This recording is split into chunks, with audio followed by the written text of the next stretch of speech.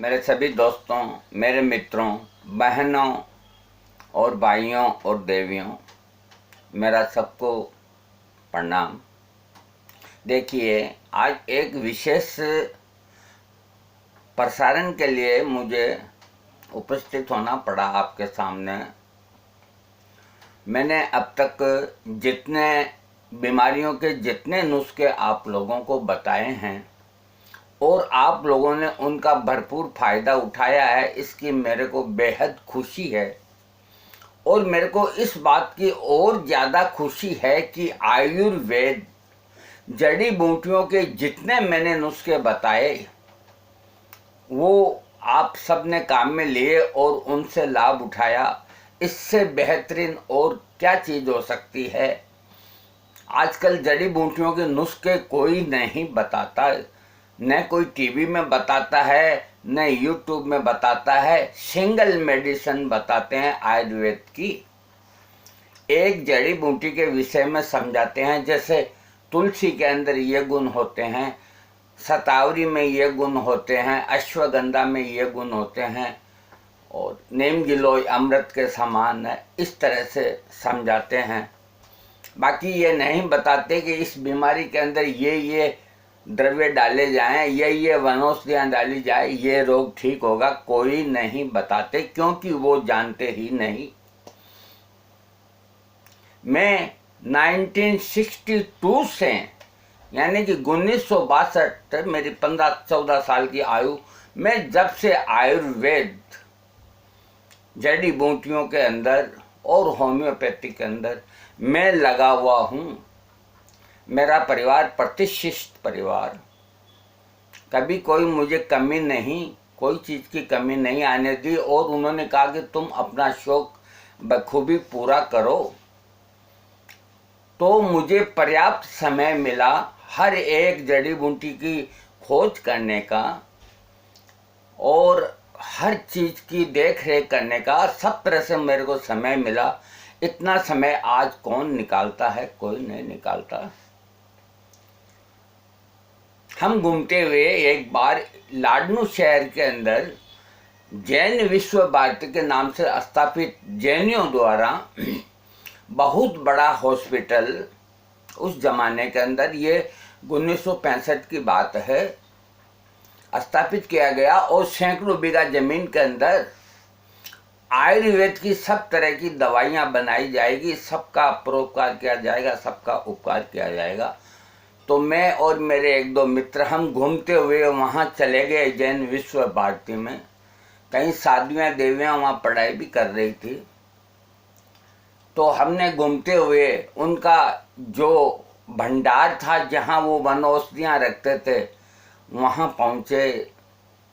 तो ऐसे लकड़ी के स्लीपरों के ऊपर लोहे के पीपों के अंदर किसी पे अश्वगंधा लिखा हुआ, किसी पे शतावर लिखा हुआ, किसी पे चौप चीनी लिखा हुआ। इस तरह से सारी जड़ी बूटियों का एक एक नाम उसके अंदर लिखा हुआ। तो हमने वहाँ के प्रबंधक से कहा कि आप ये बहुत नए काम कर रहे हैं, आयुर्वेद को आगे बढ़ा रहे हैं, हर्बल जड़ी बूटी को आप आगे बढ़ा रहे हैं, हमें बेहद खुशी है। हमारे लिए कोई सेवा हो तो हम 24 घंटा हाजिर हैं। तो हम इस तरह बात कर रहे थे, तो मेरी निगाह एक पीपे पे गई, उसमें शतावरी लिखा हुआ था। तो मैंने पास खड़े चपरासी से कहा कि, मैंने कहा ये कंटेनर उतार के लाओ। वो ले आया कि इसमें शतावरी है। मैंने प्रमुख वैद्य से कहा, भी क्या है? शतावरी है। तो मैंने उस पीपे को खोल के देखा तो उसमें शतावरी की इतनी बड़ी जड़ें थी। तो उनको जैसे ही मैंने तोड़ा तो उनमें से काली राख निकली। तो मैंने कहा, ये क्या है भाई? कि ये शतावरी है। मैंने कहा, ये शतावरी है, तुमने कभी तुम्हारी आंखों से देखी है? कि नहीं देखी, नाम सुना है और किताब में पढ़ा है। तो फिर ये खराब हो गई, ये क्या काम करेगी? कहते हमको दिल्ली से ले आते हैं और जैसी आती है वैसे ही हम दवाइयाँ किताब में देख के बना देते हैं। मैंने अपना सिर पीट लिया। इस तरह क्या दुर्दशा हो रही है। ये जितनी बड़ी बड़ी फार्मेसी वाले आज जो एड दे रहे हैं, अश्वगंधा के ऐड दे रहे हैं, शतावरी के ऐड दे रहे हैं, कोंच के बीज के ऐड दे रहे हैं, और न मालूम किन किन के ऐड दे रहे हैं। तो ये क्या खुद संग्रहित करते हैं? कभी नहीं, कदापि नहीं, ये कुछ भी नहीं जानते। ये दिल्ली के बाजार से खरीदते हैं, दिल्ली के मार्केट से खरीदते हैं। दिल्ली इसका मार्केट है, अमृतसर भी इसका मार्केट है, और वो जो जैसी दे देते हैं वही ला करके और बना देते हैं। और शतावरी, एक फार्मेसी का हम नाम नहीं लेंगे, हम किसी को इस उम्र में अपना दुश्मन नहीं बनाएंगे, वैसे भी बहुत हैं। तो एक फार्मेसी शतावरी पाउडर का 90 रुपया 100 ग्राम का, और वही शतावरी पाउडर एक पंसारी जो पैकिंग के अंदर बेचता है, लेबल लगाता है, बड़ी साफ सफाई से देख रेख में बनाता है, क्योंकि वो समझता है। शतावरी की जड़ें खरीदता है, छत पे सुखाता है और पाउडर बना के बेचता है, उसके महज 35 रुपया। तो शतावरी की जड़ें वो 100 रुपये 150 रुपये किलो में खरीदते हैं, 200 रुपया उनके घर पड़ती है, पिसा के, फिर भी वो 100 ग्राम पे 15 रुपया अपना मार्जिन रखते हैं। ये एक वाजिबी बात है। और उसी 100 ग्राम के शतावरी पाउडर के एक दिव्य बहुत बड़ी फार्मेसी 90 रुपया वसूल कर रही है।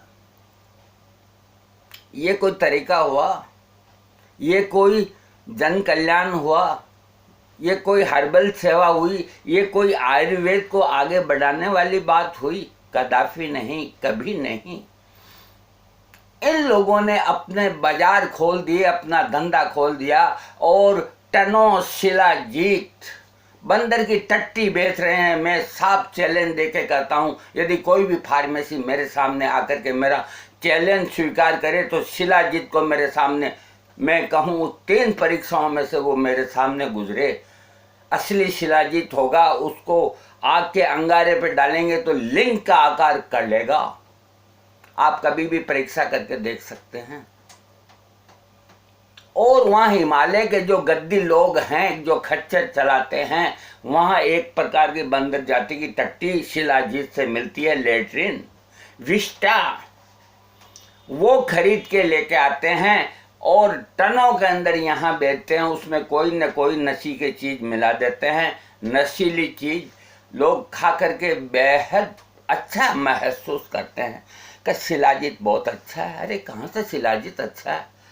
शिलाजीत इतना आया कहाँ से? होता ही 10, 5, 20 किलो है पूरे सीजन के अंदर हिमालय के अंदर, और आज एक फार्मेसी टनों बेच रही है। इस देश की जनता लूटी जा रही है।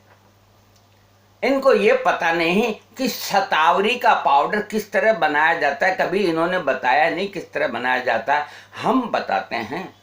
शतावरी की जड़ें इतनी लंबी होती है और उनके ऊपर का छिलका पहले हटाया जाता है, और छिलका हटाने के बाद उसको यूं करके उसके बीच के अंदर एक अस्थि होती है। अस्थि का मतलब हड्डी होती है, वो शतावरी की हड्डी होती है। उसको बाहर निकाल करके फेंक दिया जाता है, फिर उन टुकड़ों को सुखा करके पाउडर बनाया जाता है। वो असली शतावरी होती है और वो गुण करती है। ये न तो कोई छिलके उतारते हैं, न उसकी अस्थि को बाहर निकालते हैं, जैसी इनको दिल्ली वाले बेच देते हैं और पीस करके आप लोगों को लूट रहे हैं। और आप कहेंगे हमने शतावरी पाउडर खाया, कोंच का पाउडर खाया, किसी ने कोई काम नहीं किया। अरे कैसे काम करेंगे? उनके जो चीज हैं वो तो है ही नहीं, कैसे काम करेंगे? वो नहीं करेंगे। इसीलिए कोंच के बीजों का पाउडर इनका बड़ा वो आ रहा है कि ये कर देंगे वो कर देंगे। अरे इस गर्मी के मौसम में आप लोगों को कोंच के बीज का पाउडर खिला रहे हैं, जबकि कोंचा पाक बनता था। कोई गुजरात की एक छोटी कंपनी बनाती थी और सर्दियों में बनाती थी। तो मैंने कमेंट्स किया कि मैंने कहा ये कोंच आप इतना महंगा क्यों बेच रहे हो? तो मेरा नोटिफिकेशन आया एक फार्मेसी का कि ये बड़ा दुर्लभ है, मिलता कहाँ है, आप शायद कोंच के बारे में जानते नहीं हैं।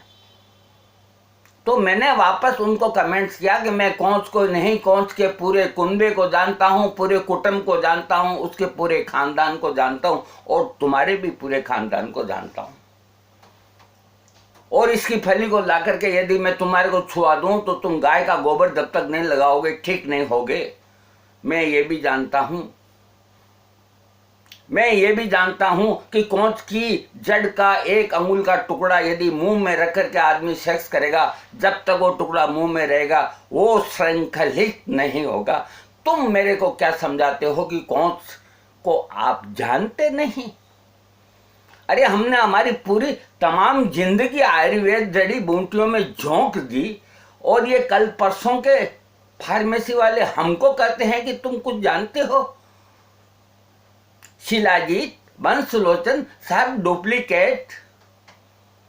मैंने जितने नुस्खे बताए हैं उनके अंदर सब जड़ी बूटियों के नुस्खे हैं और उनमें जो पसंद आए वो नुस्खा आप कीजिए।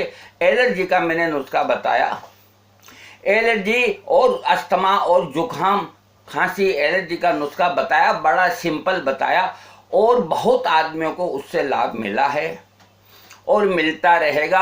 और कईयों के कमेंट्स आए कि हमें लाभ नहीं मिला, तो ये कई कारण हो सकते हैं।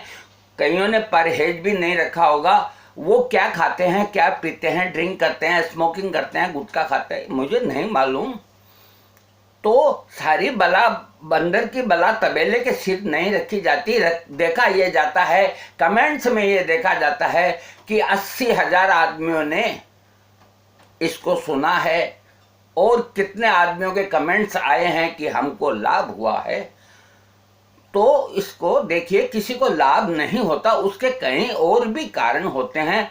तो वो हमसे संपर्क करें, हम उन्हें और कोई जड़ी बूटी हम उन्हें समझा देंगे। इसके अलावा कई पूछते हैं कि इसके छिलके उतारेंगे बादाम के, इसके मुनक्का के बीज निकालेंगे। तो ये एक मामूली बात है, सभी जानते हैं मुनक्का के बीज निकालने और बादाम के छिलके उतारने, बादाम को छक के भी देखना है कड़वा ना हो। तो इस नुस्खे को जिसको लाभ मिला है वो 10 दिन, 20 दिन, 25 दिन किया जा सकता है। वात, पत, वात, कफ और पित्त 3 दोष से आयुर्वेद के अंदर माने गए हैं और तीनों दोषों के एक दोष के कुपित होने से अथवा तीनों दोष कुपित होने से कोई ना कोई रोग आदमी को होता है। तो ये नुस्खा इसी हिसाब से बनाया गया है कि हर प्रकृति वाले को ये माफिक आए, इसलिए इसका कोई साइड इफेक्ट नहीं। इसमें मुनक्का थोड़ी गर्म है तो बादाम ठंडी है, पोस्तदाना ठंडा है, मिश्री ठंडी है। बेधड़क होकर के आप एलर्जी के इस नुस्खे को कीजिए और यदि फिर भी फायदा नहीं होता तो आप मुझसे पूछ सकते हैं। अगर मैंने किसी को जवाब नहीं दिया, अगर मैंने किसी का कमेंट्स का जवाब नहीं दिया तो आप मेरे को दोषी करार दे सकते हैं। अरे मेरा क्या लेना देना, मैं 72 साल का हो गया, मेरे कोई कमी नहीं। मैं क्यों आज बोल रहा हूं, क्यों अपने दुश्मनों को निमंत्रण दे रहा हूं? एक महज इसीलिए कि आयुर्वेद में मेरी रुचि है, जड़ी बूटियों में मेरी रुचि है, होम्योपैथिक में मेरी रुचि है, यूनानी चिकित्सा में मेरी रुचि है और सूर्य किरण चिकित्सा में मेरी रुचि है, भजन में मेरी रुचि है, गजल में मेरी रुचि है। मैं सब कर सकता हूं, ऐसा कोई काम नहीं जो इंसान नहीं कर सकता। यदि वो ठान ले मुझे ये काम करना है तो वो काम करना है। मैं स्वयं मैं पूरा स्वस्थ नहीं हूं। आप मेरे को यूट्यूब में देख करके हंसते हैं कि यार कितना आदमी जोर रहा है, ऐसा नहीं मेरे भाइयों, मेरे को भी तकलीफ है, मेरे भी दिल है, मेरे भी गुर्दा है, मेरे भी जिगर है। मेरे को हाई ब्लड प्रेशर रहता है, 180 ब्लड प्रेशर के अंदर भी मैं बोलता हूँ, गाता हूँ, सब काम करता हूँ। क्योंकि जो बीमारी लग गई, उसका जो होना है, जो होना है। हम हमारा काम कैसे छोड़ देंगे? हमें जो अच्छा काम का बीड़ा उठाया उसे हम करते रहेंगे। हम माइग्रेन की दवा, बवासीर की दवा मैं 40 साल से लोगों को फ्री देता हूँ, किसी को खाली हाथ नहीं लौटाता हूँ। मैं कैसे एडजस्टमेंट करता हूँ ये मैं जानता हूँ और मैं चैलेंज देता हूँ हर एक फार्मेसी को कि मैं 20 रोगी माइग्रेन के देता हूँ, 20 में कितने को ठीक करते हैं और मैं 20 में से 20 को ठीक करता हूँ। यहाँ तंबू समयाना लगा दिए जाएं, सब फार्मेसी वाले आ जाएं। आज माइग्रेन की किसी ने कोई दवा नहीं ईजाद की, एलोपैथिक में इसका कोई इलाज नहीं है, रोज गोली खानी पड़ती है। और मैं वही माइग्रेन की 20 में से 20 के 20 रोगी ठीक करूंगा। ये मेरा चैलेंज है। और कोई भी मेरे घर पे आकर के माइग्रेन और बवासीर की दवा फ्री मुफ्त के अंदर ले जा सकता है। मैं आपका सेवक हूँ। मेरा कहा सुना आप मेरे को क्षमा करेंगे। कोई चीज़ पूछनी है तो आप पूछिए। अब इजाज़त चाहता हूँ, समय हो गया। जय श्री राम।